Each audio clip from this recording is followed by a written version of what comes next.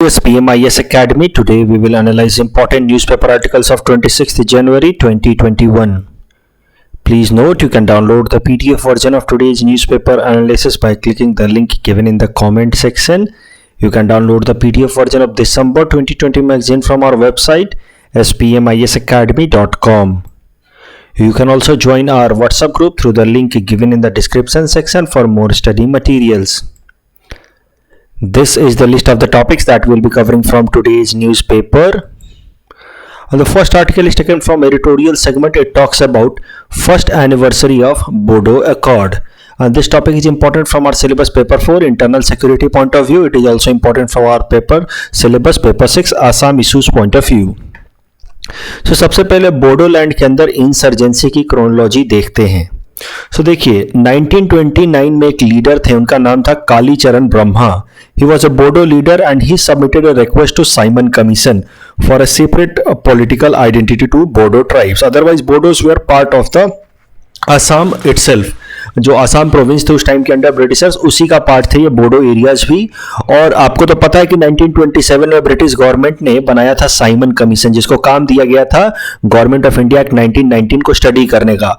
और उसके अगेंस्ट काफी सारा प्रोटेस्ट भी चला था. साइमन गो बैक स्लोगन चला था, उसमें लाला जी की डेथ भी हुई थी. वो सब तो आपको पता होगा, इंडियन हिस्ट्री में आपने पढ़ा है. तो उस टाइम में जब साइमन कमीशन आई थी और वो अलग अलग प्रोविंसेस में एडमिनिस्ट्रेशन किस तरीके का होना चाहिए उसको जब स्टडी कर रही थी, तो उस टाइम में ये रिक्वेस्ट पहली बार डाला गया कि हमें इन बोडो ट्राइब्स को एक अलग आइडेंटिटी दी जाए फ्रॉम द अहोम्स, या फिर एसएमईज, जो भी लिंग्विस्टिक या कल्चरल आइडेंटिटी है उससे सेपरेट हमारी आइडेंटिटी बनाई जाए. 1970 आजादी के बाद ये डिमांड और ज्यादा स्टिफ होने लगा और ज्यादा ये स्ट्रेंथन होने लगा. When a demand for a separate state named Udayachal was coming up. एक डिमांड आ रही थी कि उदयचल एक अलग से स्टेट बनाया जाए आउट ऑफ असम. असम को सेपरेट करके एक उदयचल अलग स्टेट बनना चाहिए. और 1980s के बाद से ये जो डिमांड, पहले तो साइलेंट पीसफुल डिमांड था, बाद में ये इंसर्जेंट और वायलेंट डिमांड होने लगा. कई सारे इंसर्जेंट ग्रुप्स आने लगे, जैसे Bodoland liberation tigers, NDFB, national Democratic Front of Bodoland, और ये सब अलग अलग फ्रंट्स आने लगे, अलग अलग इंसर्जेंट ग्रुप्स आने लगे और डिमांड्स भी काफी डाइवर्स होने लगे. समझो, पहले डिमांड थी क्या कि हमारे ट्राइब्स को, बोडो ट्राइब्स को एक अलग आइडेंटिटी दी जाए. फिर इस तरह की डिमांड थी कि थोड़ा सा ऑटोनोमस रीजन बनाया जाए बोडो ट्राइब्स के लिए. फिर डिमांड आई कि हमारे लिए एक अलग स्टेट बनाया जाए उदयचल. फिर तो कुछ ऐसे इंसर्जेंट ग्रुप्स होने लगे. बाद में एनडीएफबी के अंदर जो कुछ कुछ फैक्शंस थे वो तो डिमांड करने लगे कि हमें सेपरेट कंट्री चाहिए, हम इंडिया का पार्ट रहना ही नहीं चाहते, हम एक अलग देश चाहिए इंडिया से बाहर जिसका नाम हम रखेंगे बोडोलैंड. तो इस तरह के डाइवर्स डिमांड्स आने लगे. And there was no uniform demand, there was no uniform mass movement. It was a kind of insurgent violent movement that started since 1980s. 2003 में जाकर के BLT, बोडोलैंड लिबरेशन टाइगर्स ने सरेंडर किया and they accepted the peace process. और एक piece agreement sign हुई और इसी पीस अग्रीमेंट के बाद ये जो बोडोलैंड टेरिटोरियल एरिया डिस्ट्रिक्ट है BTAD, उसको बनाया गया as an autonomous district under schedule 6 of our constitution. इसके अंदर 4 डिस्ट्रिक्ट आते हैं असम के, कोकराझार, चिरांग, बक्सा एंड उदलगिरी, और इनको शेड्यूल 6 के अंतर्गत एक ऑटोनोमस काउंसिल का दर्जा दिया गया. और यहाँ के लोगों को फिर अपने हिसाब से, जो बोडो ट्राइब्स है उनको अपने हिसाब से अपने एडमिनिस्ट्रेशन को मैनेज करने का पावर दिया गया.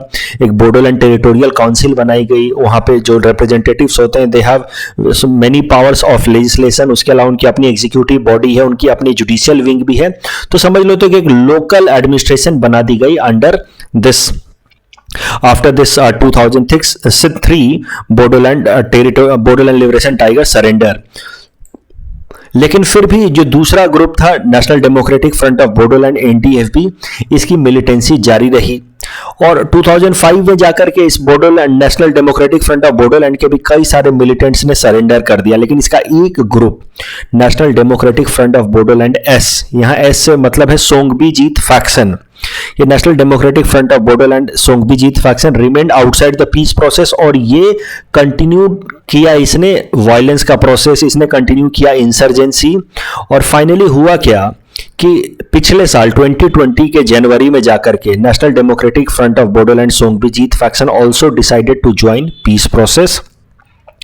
और इसके साथ ही बोडो इंसर्जेंसी पूरी तरह से खत्म होगी। अब कोई भी ऐसा बोडो ग्रुप नहीं है जो किसी भी तरीके का डिमांड कर रहा है, पॉलिटिकल डिमांड कि हमें सेपरेट कंट्री चाहिए, सेपरेट स्टेट चाहिए। And with this now Bodo insurgency can be considered to have ended completely. और ये अग्रीमेंट जो National Democratic Front of Bodoland Songbijit faction के साथ पिछले साल साइन किया था सेंट्रल गवर्नमेंट ने ऑन 26 जनवरी 2020, और ये आज जो आर्टिकल आया है वो इसी चीज को मार्क करने के लिए आया है। Today is now first anniversary of this Bodo peace accord that was signed last year on 26 जनवरी 2020। तो first anniversary of Bodo accord. जो पिछले साल बोडो अकॉर्ड या बोडो पीस अकॉर्ड साइन हुई थी उसके कुछ इंपॉर्टेंट प्रोविजंस देख लेते हैं। एपीएस एग्जाम के लिए तो बहुत इंपॉर्टेंट है। सबसे पहली बात कही गई थी कि जो बोडोलैंड टेरिटोरियल एरिया डिस्ट्रिक्ट 2003 में बनाई गई थी under schedule 6 of the Indian constitution, उसको रीस्ट्रक्चर करके उसका नाम रखा जाएगा बोडोलैंड टेरिटोरियल रीजन। और किस तरीके से रीस्ट्रक्चर किया जाएगा, तो कुछ जो नॉन बोडो विलेजेस हैं, देखिए हुआ क्या कि जब ये बोडोलैंड टेरिटोरियल एरिया डिस्ट्रिक्ट बना दिया गया तो इसमें कुछ कुछ ऐसे विलेजेस भी हैं, गांव भी हैं जिसमें नॉन बोडो ट्राइब्स के पॉपुलेशन ज्यादा है। मतलब जो लोग बोडो नहीं है उनकी पॉपुलेशन ज्यादा है, लेकिन फिर भी वो बोडोलैंड टेरिटोरियल एरिया डिस्ट्रिक्ट में आते हैं। तो उन सबको जो नॉन बोडो विलेजेस हैं they will be removed from this Bodoland territorial reason. जबकि जो कुछ ऐसे विलेजेस थे जो बोडो मेजॉरिटी वाली पॉपुलेशन है, बोडो ट्राइब्स की पॉपुलेशन वहां पे ज्यादा है, फिर भी उनको बोडोलैंड टेरिटोरियल ऑटोनोमस डिस्ट्रिक्ट में ऐड नहीं किया गया था। तो उन सारे विलेजेस को ऐड कर लिया जाएगा, जहां पे बोडो पॉपुलेशन कम है उसको हटा दिया जाएगा। और इसी कारण से जो बोडोलैंड टेरिटोरियल एरिया डिस्ट्रिक्ट था BTAD, इसका नाम बदल करके अब रखा जाएगा Bodoland territorial reason BTR। Some more powers will be given to the Bodoland Territorial Council, जो लॉ मेकिंग पावर है जिन जिन सब्जेक्ट्स पे ज्यादा सब्जेक्ट्स दिए जाएंगे बोडोलैंड टेरिटोरियल काउंसिल को। And number of seats of the Bodoland territorial council will be increase from 40 to 60। उसके अलावा schedule tribe status दिया जाएगा हिल बोडोज को, जो हिल एरिया में रहने वाले बोडोज हैं उनको शेड्यूल ट्राइब्स का स्टेटस मिलेगा। और central university will be created in Barama town of Baksa district. And the central government also announced rupees 1500 crore development package for Bodo regions। तो ये सब कुछ इंपॉर्टेंट प्रोविजंस थे ऑफ बोडो पीस अकॉर्ड जो लास्ट ईयर साइन हुई थी।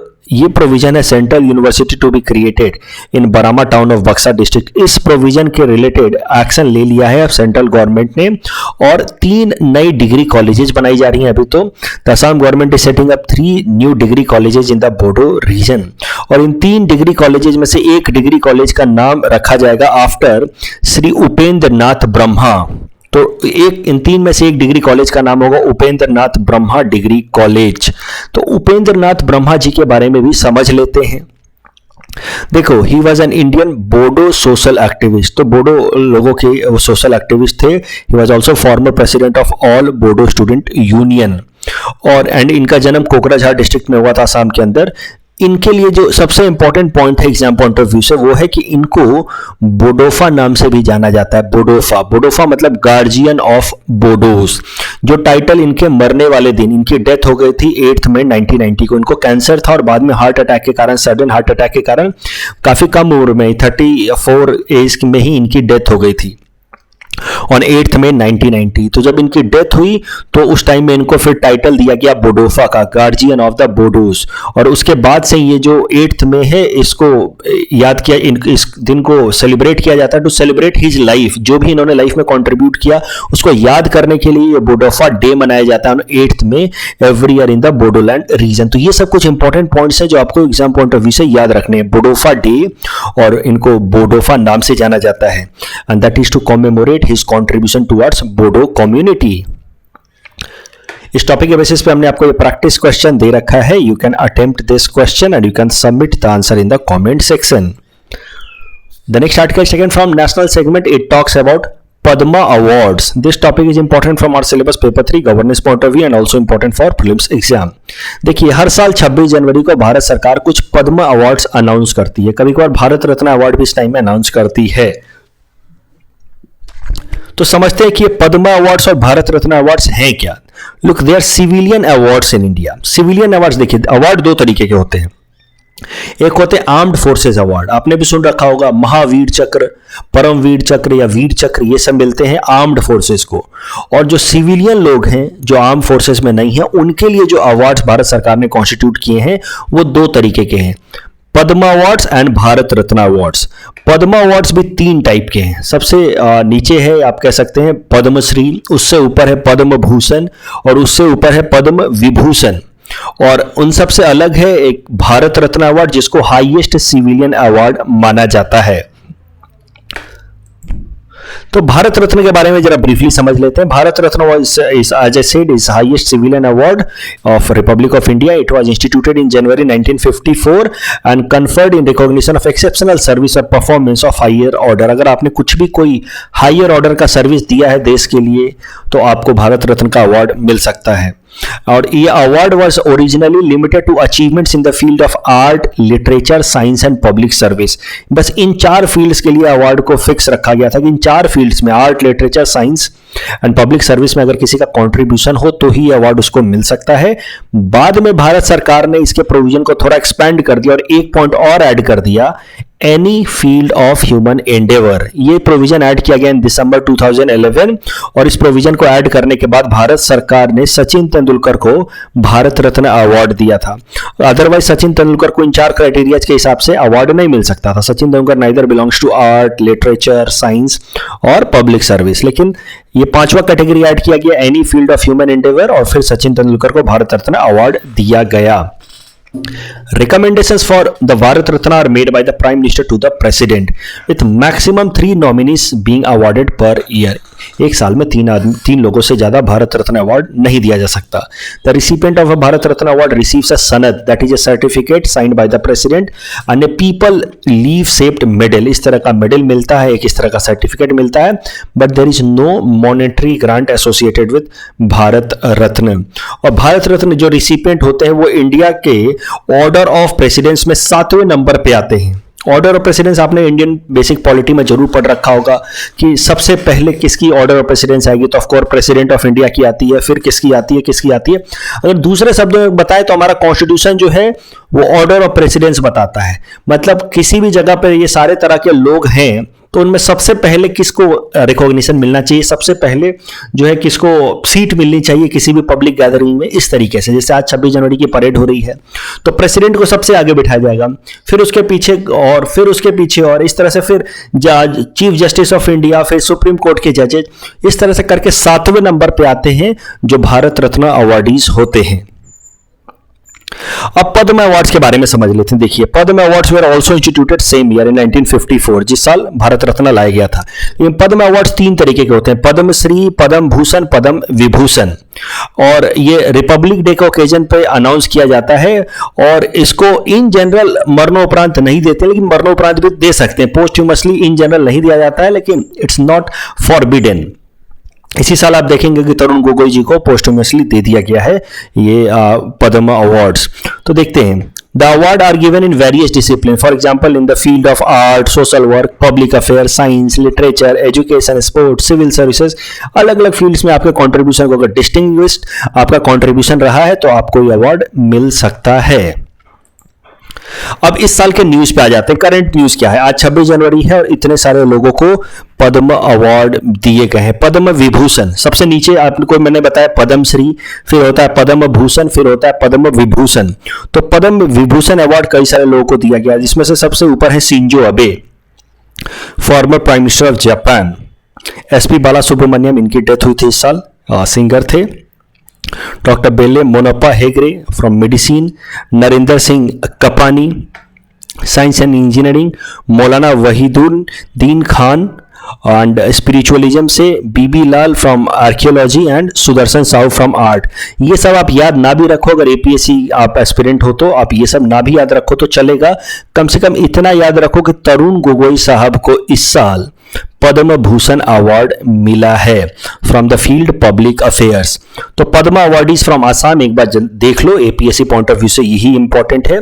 पद्म भूषण अवार्ड दिया गया है former chief minister of Assam Tarun Gogoi sahab को, जबकि पद्मश्री अवार्ड 8 लोगों को आसाम से मिला है।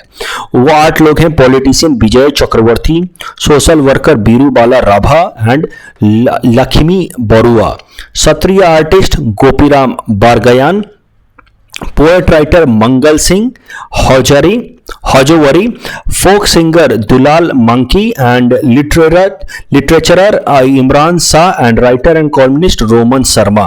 ये 8 नाम एज इट इज एक बार में रटने की कोशिश मत करो, कम से कम इतना याद रखो कि तरुण गोगोई साहब को पद्म भूषण मिला है। ये 8 नाम एग्जाम से पहले देख करके चले जाना, जिस दिन एपीएससी प्रीलिम्स होगा उससे पहले देख करके चले जाना। पद्मश्री इन 8 लोगों को मिला है इस साल। The next article is taken from environment segment. It talks about a report published by Geological Survey of India that talks about birds of Sundarban. This topic is important from our syllabus paper 4 environment point of view. So, सबसे पहले current news समझते हैं। देखिए, geological survey of India ने एक report publish की है। उस रिपोर्ट का नाम है avifauna of the Sundarbans. Avifauna मतलब होते हैं बर्ड्स। तो समझते हैं इस रिपोर्ट के कुछ इंपॉर्टेंट पॉइंट्स क्या बताए गए हैं। इस रिपोर्ट में यह बताया गया कि इंडियन साइड का जो सुंदरबन है that is home to at least 428 species of birds.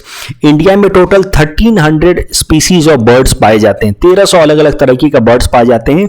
उसमें से लगभग 1/3 428 species of birds are found alone in Sundarban. उसके अलावा कुछ एक ऐसे बर्ड्स हैं इंडिया के जो सिर्फ सुंदरबन में पाए जाते हैं, जैसे कि मास्ट फिनफुट, बफी फिश आउल। ये सब याद रखना, पीटी पॉइंट से पहले एक बार देख लेना कि ये सब सिर्फ सुंदरबन में पाए जाते हैं इंडिया के अंदर। और सुंदरबन के बारे में कुछ इंपॉर्टेंट इंफॉर्मेशन देख लेते हैं। इसकी टोटल एरिया है लगभग 4200 स्क्वायर किलोमीटर। इसके अंदर एक सुंदरबन टाइगर रिजर्व भी है और इस सुंदरबन टाइगर रिजर्व में टोटल 96 रॉयल बंगाल टाइगर हैं according to the latest census that was conducted in 2020। Sundarban तो आपको पता है कि दुनिया का सबसे बड़ा डेल्टा है और उसके अलावा यहाँ पे it's a very large mangrove site as well. It's in fact it is world's largest single area of mangrove site. उसके अलावा it is world heritage site as well as a Ramsar site और 90% of the India's mangrove varieties found in Sundarban only. तो ये सब कुछ significance है, environmental significance है, biodiversity के सिग्निफिकेंस है सुंदरबन डेल्टा के और सुंदरबन एरिया के, जो आपको याद रखने from exam point of view. इस टॉपिक के बेसिस पे हमने प्रैक्टिस क्वेश्चन दे रखा है। You can attempt this question, you can submit the answer in the comment section. ये क्वेश्चन यूपीएससी प्रीलिम्स 2015 में आया था। The next article is taken from Assam segment. It talks about methanol expansion project in Assam. This topic is important from our syllabus paper 6 Assam economy point of view. So current news समझते हैं। देखिए, Assam petrochemicals limited APL एक नया project लेकर के आ रही है, methanol expansion project, Namrup district में और नामरूप एरिया में। और इस एरिया में जहां पे नामरूप की रिफाइनरी है, नामरूप रिफाइनरी के पास ही ये मेथनॉल एक्सपेंशन प्रोजेक्ट लाया जा रहा है और इस मेथनॉल एक्सपेंशन प्रोजेक्ट की मदद से एक दिन में 500 टन्स ऑफ मेथनॉल बनाया जाएगा। तो इसकी नई मेथनॉल प्रोजेक्ट की कैपेसिटी होगी 500 टन्स पर डे। इस न्यू मेथनॉल एक्सपेंशन प्रोजेक्ट का टोटल कॉस्ट है ₹1600 करोड़, जो माना जा रहा है आसाम सरकार की अभी तक की सबसे बड़ी इंडस्ट्रियल इनिशिएटिव है। देखिए, अभी ऑलरेडी नामरूप रिफाइनरी के पास मेथनॉल यूनिट है। ऐसा नहीं है कि हम बिल्कुल नया कोई मेथनॉल यूनिट बना रहे हैं। We already have a methanol unit in Namrup, लेकिन अब हम उसको एक्सपैंड कर रहे हैं। That is why this project is named methanol expansion project. और इस एक्सपेंशन प्रोजेक्ट की मदद से हम एक दिन में 500 टन्स पर डे, एक दिन में इतना हम बना पाएंगे मेथनॉल। अभी तक इंडिया की हालत कैसी है देखिए, इंडिया में जो भी हमारी मिथेनॉल रिक्वायरमेंट होती है उसका 75 to 85% मेथनॉल तो हम इंपोर्ट करते हैं from countries like Iran, Saudi Arabia, UAE. और जो हम बनाते भी हमारे देश में 20 to 25% जो हम मेथनॉल अपने देश में बनाते भी हैं, उसका लगभग 60% मेथनॉल तो ऑलरेडी आसाम के इस आसाम पेट्रोकेमिकल लिमिटेड नामरूप से प्रोड्यूस होता है। तो ऑलरेडी हम इंडिया के अंदर तो ये आसाम पेट्रोकेमिकल लिमिटेड नामरूप वाला फर्टिलाइजर प्लांट, नामरूप वाला जो रिफाइनरी प्लांट है, ऑलरेडी सबसे आगे है इंडिया के अंदर मेथनॉल प्रोडक्शन में। लेकिन ये भी काफी नहीं है। हम इंडिया का 60% प्रोडक्शन ऑलरेडी यहां से एपीएल नामरूप से होता है, but that is not enough. हम लोग का 75 to 85% requirement of methanol is fulfilled through import, और उसको बदलने की जरूरत है। और इसी कारण से ये मेथनॉल एक्सपेंशन प्रोजेक्ट लाया जा रहा है। और माना जा रहा है कि एक बार ये मेथनॉल एक्सपेंशन प्रोजेक्ट कंप्लीट हो गया, उसके बाद इंडिया बस अपनी रिक्वायरमेंट तो पूरी करेगा ही करेगा, साथ ही साथ इंडिया एक्सपोर्ट भी कर सकता है। India can become a net exporter of methanol after completion of this methanol expansion project at Namrup under APL. Methanol बनता कैसे वो भी एक बार ब्रीफली देख लो जरा सा। देखो मेथनॉल में होता क्या, 2 स्टेप प्रोसेस है मेथनॉल फॉर्मेशन। पहले स्टेप में methane reacts with steam, methane और स्टीम को इस तरह से रिएक्ट कराया जाता है ओवर निकल कैटलिस्ट। बहुत ज्यादा टेम्परेचर चाहिए होता है और लगभग 10 से 20 एटमॉस्फेरिक प्रेशर चाहिए होता है। तो मीथेन को जब स्टीम से रिएक्ट कराया जाता है तो बनता है सिन गैस। सिन गैस तो आपको पता ही है, कार्बन मोनोऑक्साइड प्लस हाइड्रोजन, तो ये सिन गैस बन जाता है। अब ये सिन गैस को फिर हम लोग एक फिक्स्ड बेड कैटलिस्ट से जब निकालते हैं, फिक्स्ड बेड कैटलिस्ट इस तरीके का होगा, तो उसके बाद मेथनॉल प्रोड्यूस हो जाता है। तो पहले हमने क्या डाला, स्टीम, और हमने डाला मीथेन CH4, और फिर हाई टेम्परेचर और हाई प्रेशर पे ये बन गया सिन गैस, और सिन गैस को फिर ये हमने फिक्स्ड बेड कैटलिस्ट से गुजारा तो ये बन गया मेथनॉल। अब मेथनॉल के यूजेज भी जरा देख लो। मेथनॉल को फ्यूल की तरह इस्तेमाल किया जा सकता है, एयरक्राफ्ट में इस्तेमाल किया जाता है, रॉकेट्स में इस्तेमाल किया जाता है मेथनॉल को फ्यूल की तरह। इसको बायोडीजल की तरह भी इस्तेमाल किया जा सकता है, डीजल और पेट्रोल के साथ मिक्स करके। इसको सॉल्वेंट की तरह भी इस्तेमाल किया जा सकता है, जैसे हमारे पेंट वगैरह होते हैं ना, वो तो पेंट तो कलर है, उस कलर को मिलाने के लिए एक सॉल्वेंट तो चाहिए। जैसे पानी में आप चीनी मिलाते हैं तो जो वाटर है वो सॉल्वेंट हो गया, तभी तो उसको पूरी तरह से वो मिक्स कर पाएगा वो शुगर को। वैसे ही जो पेंट है वो तो कलर है, अगर रियल सेंस में देखें तो वो पाउडर फॉर्म में होता है, उसको मिलाने के लिए एक सॉल्वेंट चाहिए, और वो पेंट वाटर वगैरह में नहीं मिक्स हो सकता, और वो वाटर से वो अपने कलर को नहीं दे पाएगा। इसलिए फिर पेंट्स वगैरह को के लिए जो सॉल्वेंट का इस्तेमाल किया जाता है वो होता है मेथनॉल। और इस तरीके से मेथनॉल का इंडस्ट्रियल यूज भी है, फ्यूल में भी यूज है, अलग अलग तरीके से मेथनॉल का इस्तेमाल कर सकते हैं। मेथनॉल और एथेनॉल में कंफ्यूज मत होना, एग्जाम में इससे ऑलरेडी अक्सर सवाल पूछे जा चुके हैं, यूपीएससी में, एपीएससी में भी पूछा जा सकता है। मेथनॉल और एथेनॉल वैसे हैं तो दोनों एल्कोहल ही, लेकिन दोनों में बहुत ज्यादा अंतर है। खाली एक एक्स्ट्रा एक एक्स्ट्रा कार्बन के कारण बहुत ज्यादा अंतर पड़ जाता है। एथेनॉल का इस्तेमाल किया जाता है अल्कोहल, जो हम लोग बेवरेजेस जो कंज्यूम करते हैं लोग अल्कोहल बेस्ड, जिससे थोड़ा नशा हो जाता है, कॉन्शियसनेस का लॉस होता है। बट एथेनॉल इज कंज्यूमेबल, सीधी बात है कि एथेनॉल का आप कंजम्पशन कर सकते हैं। जो अल्कोहल होता है वो एथेनॉल होता है, और मेथनॉल उतना ही टॉक्सिक होता है। मेथनॉल को अगर आधे चम्मच भी मेथनॉल ले लिया किसी ने तो उसकी आंख की रोशनी जा सकती है, ही और सी कैन बिकम ब्लाइंड, और ज्यादा मेथनॉल ले लिया तो one can die as well. तो ये बात याद रखना कि मेथनॉल और एथेनॉल दोनों में बस थोड़ा सा अंतर है, लेकिन उसका हमारी बॉडी पे बहुत ज्यादा इंपैक्ट में काफी ज्यादा डिफरेंस है। Ethanol is consumed in alcoholic beverages while methanol is highly toxic. In our segment most probable PT topics for upcoming APSC, today we'll cover topic number 363 to topic number 365. Topic number 363 is about National Unity Day. It is celebrated every year in India on 31st October. In order to commemorate birth anniversary of Sardar Vallabhbhai Patel. राष्ट्रीय एकता दिवस या national unity day was first of all celebrated by Government of India in 2014.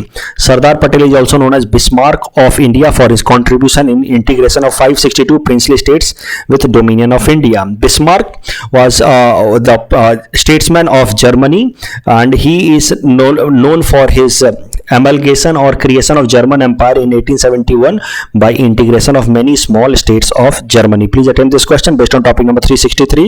Topic number 364 is about National Voters Day. National Voters Day has been celebrated on January 25th every year since 2011 to mark the foundation day of Election Commission of India that was founded on 25th January 1950.